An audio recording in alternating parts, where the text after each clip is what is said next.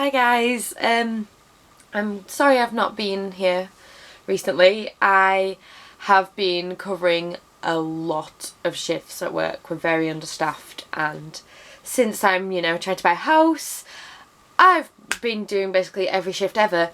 I had a 2-week stretch where I basically just worked constantly, and yeah, so I'm finally here now. I have a day off. I actually had the weekend off, but yesterday I went to Pride, which is why my face is sunburnt, because it's an all-day outside event and I'm ginger. So yes, that's why I'm a bit red, and that's why I've been away for so long. I apologise. I promise I've been thinking about you. So today's video is yet another one inspired by my lovely friend Omar. It is something that I have spoke about from time to time, and that obviously I'm very passionate about, and that is live songs. For this I have picked bands that I have only seen live in person. I do have live DVDs of some bands that I haven't actually seen, and I could tell you my favourite songs from those, but I haven't been there to actually experience it in person. So I'm trying to tell you ones where I was actually there and the reactions were like, I was part of that reaction. And I have kept this to exclusively like my ladies. So I have seen a few male fronted bands, but I haven't mentioned them in this video. I'm sorry if you wanted me to talk about that, but I've got a lot to get through. So let's start with the artists I've only seen once. So the first one I'm going to go for is Tarja Turunen. I saw her a couple of months ago, quite recently, and what stuck out to me that day as like my favourites for that moment, for that day, was Victim of Ritual. Like the whole crowd was just like dancing along, and it was just like everyone was really happy to hear that song, so I really liked that.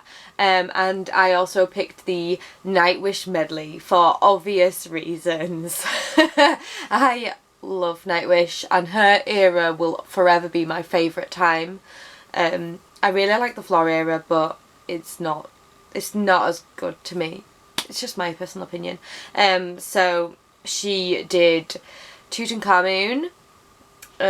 She did oh my god, it's gone to me. She did my favourite song, Slaying the Dreamer, which was my favourite moment. I was loving it. And there was another song in the middle, I think. Oh my goodness. Who cares, right? She did Slaying the Dreamer. That's really the reason why I'm talking about this, is that she did that moment. And that meant a lot to me, because that is my favourite song. And I kind of wish Floor would do a version, which she might do with this new tour, and I hope and pray it comes to the UK, because I am excited and I need to see them again. Because I need to see Nightwish perform those older songs. Even if I can't have them in the format that I would like them, I still need to see it happen. So yes, and which brings me nicely onto the next artist that I've only seen once, Nightwish. I saw them at their big Wembley show, which just got made into the Vehicle of Spirit DVD Blu-ray, which was exciting, don't get me wrong. Like, I love Floor Jansen. I think she's amazing. I am a little bit more into the Revamp fandom than I am her Nightwish era, but I'll talk about that in another video. I picked 2 songs for this band as well. The first one being Weak Fantasy. This was my favourite song of the night. I was obsessed. I listen to it all the time now because of seeing it perform live. It was one of the better songs on the album to me anyway, but I'm just in love with it now that I've seen it live, and we were just like going for it. Like, I was windmilling like crazy. We were high up in the seating. We were like in the seats that were right next to the stage, but we were quite near the top, and me and my friends were all stood. Like, there's lots of other people stood as well, but like we were stood, and I was just like windmilling away, and like, oh, it was just amazing. That's also the kind of gig goer I am. My hair is all over the joint. And then I also picked Stargazers, because it was such a beautiful rendition of a classic song, and I've got to give it to Floor. Like, that was so well done. So they were my 2 picks for Nightwish, because I've not seen them that many times, I didn't want to go too far into it. So my next artist I've picked is Within Temptation, who I have seen twice. And I've actually only picked 3 songs for them. I feel like I probably have more, but these are the 3 that like instantly stuck out to me. We can always talk more in the comments if you want to know my opinions on other songs. But I picked, weirdly enough, I picked 2 songs from the Unforgiving album, and 1 song from the Heart of Everything. Even though my favourite album is Silent Force. But I feel like I've seen them during their Unforgiving tour and their Hydra tour, so I haven't really seen too much in the way of that album. Anyways, but yeah, I picked Iron, which is one of my favourite songs by them. I'm obsessed with that. And another one of my favourite songs is Lost, and the reason why I like Lost so much is because they did it live and it was just so beautiful. It blew me away. And then I picked The Cross because that song is, again, beautifully performed live, stunningly performed. I could have probably gone with The Promise for that reason as well, actually. Yeah, for me, I like songs that that are performed better live. Like that's what to me a top live song is. One that I think actually I prefer the live version to the actual recording, and those are the kind of songs that I pick for that time. Iron just got the entire room, like, we were all bouncing, we were all like just loving it, high energy, ready for that song, and I literally sung that song all day. The first time I saw Within Temptation, like that was the song that just stuck with me. So the next band I've gone with is a band I have seen 3 times, and that is Lacuna Coil. I literally saw them 3 times during the Shell of Life period of Lacuna Coil, so the last good period in my eyes. I'm sorry if you don't agree, that's fine. But yeah, like that was my last good time for Lacuna Coil. I did get a bit late onto that bandwagon, and I was only I think 18 when I first discovered them, and so like it was when I was really getting into gigging anyways that I discovered them. So yeah, anyways, moving on from that awkward moment, I picked To The Edge, which is my favourite Lacuna Coil song anyway, recorded, but live it's belter as well. I picked Tightrope. The whole room went nuts when they performed that song. Like, everyone was just like, yes! Because they'd kind of retired it a little bit and then they brought it back. I picked Survive, which they opened 2 out of the 3 shows I've seen with, which is a brilliant opening song, and it's a brilliant opening to that album. And I picked Senza Fine, which is just stunning. I love that song. Recorded live, like, I mean, these are all some of my favourite songs anyways. A lot of my favourite songs are ones that I've seen live and loved live, so then they become my favourite songs recorded as well. But these 4 songs, like, they just, like, really get you going. Like, I like the more upbeat songs. I like a lot more, like, I will spend an entire gig with Million. That is just me. And so these are the kind of songs I can enjoy in that way.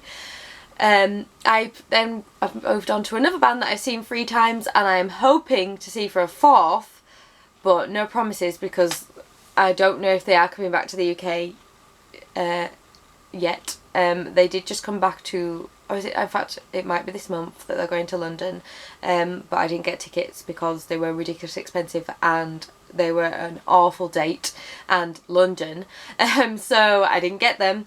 I'm hoping they're going to do some actual UK touring, and that is Evanescence. I love Evanescence, and I have seen them 3 times, like I say. I was supposed to see them 4 times, but the Open Door tour, they cancelled their Manchester date, which was the one I was supposed to be going to, because of the whole band member thing. So, yeah. So this is actually the first time that they've come to the UK and I've not bought a ticket. But I just couldn't justify the prices and no one would go with me, and I just can't go to London on my own. Like, it's too far, it's too huge, and yeah, I'm not doing it. Also, there was no stand-in for some reason. I don't know if they'd sold out before I could even get my hands on them, even though I got them on priority. I was trying to get them on priority. I don't know. Anyways, right. moving on, my favourite Evanescence live songs I have picked are Disappear. That song, that extended version of that song is amazing. I love the fact that they extended it live because it was one of my favourite bonus songs from that album. That album I just love anyways, like it speaks to me in many ways. I picked Whisper, which they have ended many a concert on, and I love. Like, that is a high energy song and it's a brilliant way to go out on show. I picked Your Star because it has been one of my favourite songs by them anyways, and then when I finally heard Amy perform it live, it was during the first tour they did for the self-titled album, because they did two, at least in the UK. For that, it just stole my heart and I was just so happy. And again, it's one of those songs that starts off soft so you can really appreciate the vocals, and then kicks in so you can really like get into the song. And I picked If You Don't Mind, which was a song that they had wrote and never really recorded and decided to bring it out for live shows, and I loved it. And when we saw that song, it was me and my friend Sophie, and everyone around us didn't know this, like they kind of knew there was a new song coming around, but people didn't really know the words, and there was just me in the middle of this crowd of people singing every word, belting every word out, just like yeah, because I am a crazy Evanescence fan and I love them. But like it is just such a good song, and it was such a good live song, like it really does fit a live setting, so I picked that. You can tell I'm going through this really quickly because now I'm going on to Epica, which are my favourite band. I've seen them 4 times, so I finally have been able to get out of the curse of seeing bands 3 times and then something going wrong that I don't see them anymore. And I have a lot, like literally I wrote a few down and then I was like, wait a minute, and so I have quite a big list here for Epica. And so yeah, anyway, so what was the first song you wrote for that, Vicky? So I put the Obsessive Devotion first. That was the first song I put down because that is quintessential live Epica to me, is the Obsessive Devotion. I don't think they'll be able to retire that song because it is literally like, that is the Epica live song and I love it, and every single time I've been in a crowd that has witnessed that song, they have gone nuts, they have loved it, it's high energy, like my hair is flying, everyone is loving it. It's just one of those songs that I think no matter what era of Epica you think is the best, you can really enjoy and appreciate that song, and I think it is one of their best live songs. I then went for, on that same album, Sancta Terror, which is just gorgeous live. It's got amazing vocals. Again, it starts off a bit slower and really kicks in so you can really go for it by the end of it and still appreciate the beautiful vocals. I sadly have not seen a duet version of this. A lot of people have been very lucky to see another artist join them for this song. I hope one day that happens for me. I was really hoping the time that I saw them with Stream of Passion that Marcella was going to come out and do, I think that's her name, they were going to come out and do Sancta Terror together. That would have been lovely, but sadly that didn't happen. But yeah, Sancta Terror is a good song and it's a really good live song, and again I don't know if that'll ever be able to be retired.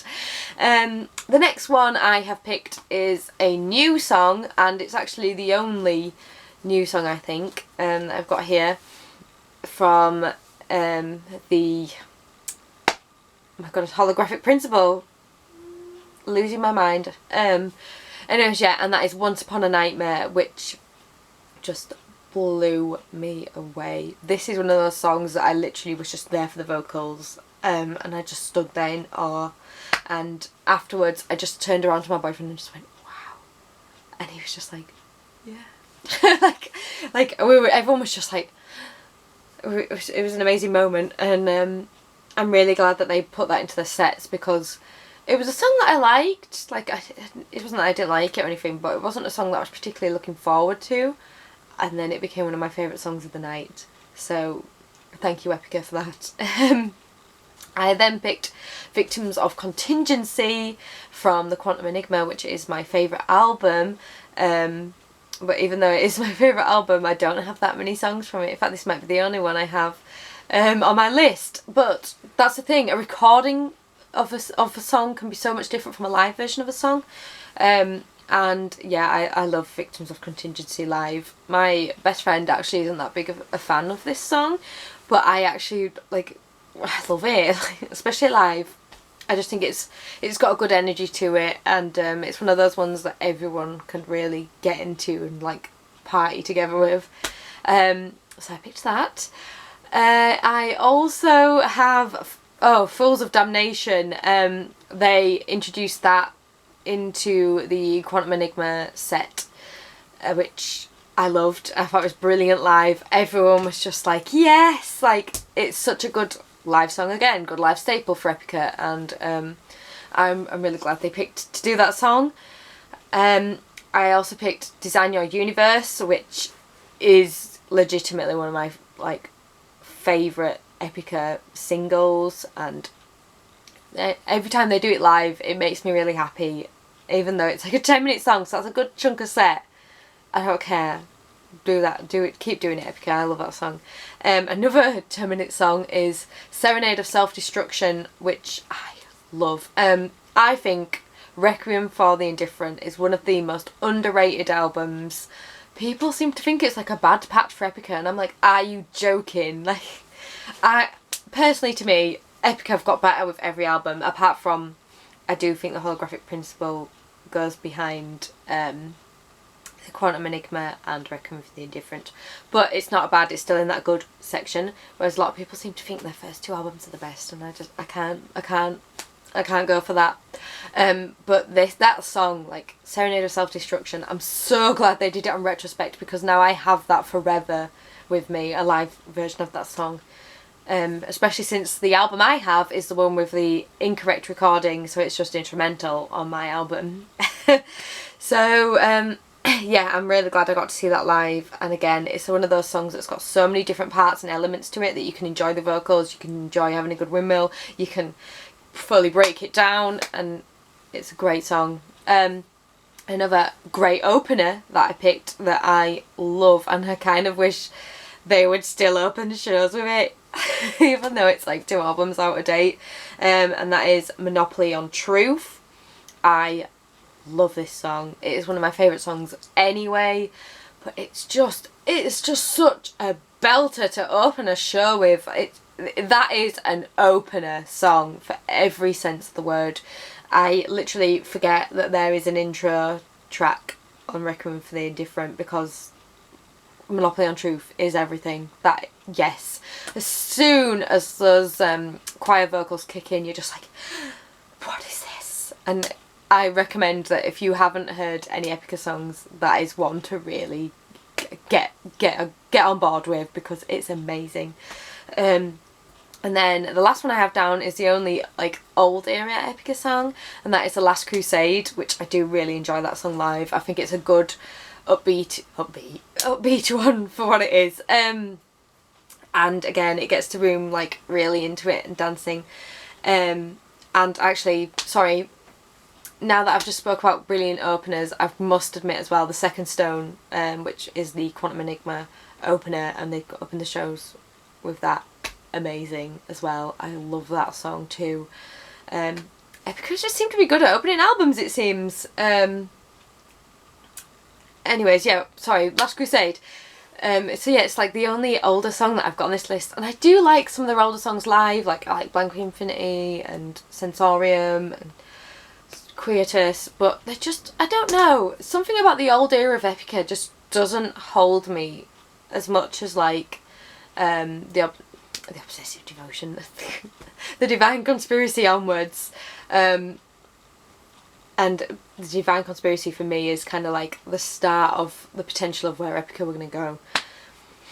That's just personal preference, you know. So the older songs, like, I kind of wish they would retire Consigned to Oblivion. Sorry, I was happy when they retired Cry for the Moon. Sorry. But yeah, that's my opinions on live songs. this video is probably really long because I just kept thinking of more and more Epica songs because I am a crazy Epica fan.